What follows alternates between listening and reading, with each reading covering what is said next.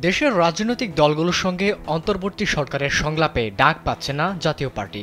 মঙ্গলবার রাতে নিজের ভেরিফাইড ফেসবুক প্রোফাইলে এক পোস্টে এ তথ্য জানান বৈষম্য বিরোধী ছাত্র আন্দোলনের অন্যতম সমন্বয়ক হাসনাত আব্দুল্লাহ। তিনি লেখেন, আমাদের দাবির পরিপ্রেক্ষিতে ফ্যাসিবাদ সহযোগী জাতীয় পার্টিকে সংলাপে ডাকা হচ্ছে না। গতকাল হাসনাত ফেসবুকে এক পোস্টে লেখেন, স্বৈরাচারের দোসর জাতীয় পার্টিকে সংলাপে আমন্ত্রণ জানানো হলে আমরা সেই আত্মঘাতী সিদ্ধান্তের তীব্র প্রতিবাদ ও কঠোর বিরোধিতা করব।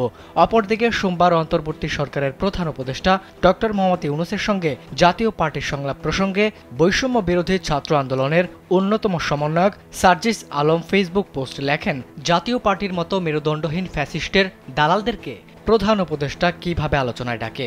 250-টিরও বেশি ডিজাইন অপশন নিয়ে ওয়ালটন স্মার্ট ফ্রিজ, বোঝে আপনার প্রয়োজন।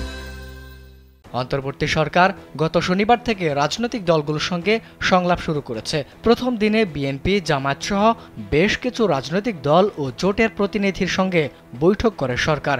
আগামী 19 অক্টোবর ফের সংলাপ হওয়ার কথা রয়েছে। এর আগে বর্তমান সরকারের প্রধান উপদেষ্টা ডক্টর মোহাম্মদ ইউনূসের সঙ্গে বৈঠক করেছে জাতীয় পার্টি। এরপর জুলাই আগস্ট অভ্যুত্থানের ছাত্র জনতার পক্ষ থেকে এ বিষয়ে আপত্তি জানানো হয়। ছাত্র জনতার ভাষ্য, অভ্যুত্থানের মধ্য দিয়ে ক্ষমতাচ্যুত আওয়ামী লীগ শাসনামলে মিত্র বা সহযোগী হিসেবে দায়িত্ব পালন করেছে জাতীয় পার্টি। ফলে ফ্যাসিবাদী দলের গৃহপালিত দল জাপাকে সংস্কার কাজে পরামর্শের জন্য প্রয়োজন বলে মনে করছে না শিক্ষার্থীরা। এছাড়া বর্তমান সরকার শিক্ষার্থীদের চিন্তার বাইরে যাবে না বলেও মনে করেন তারা।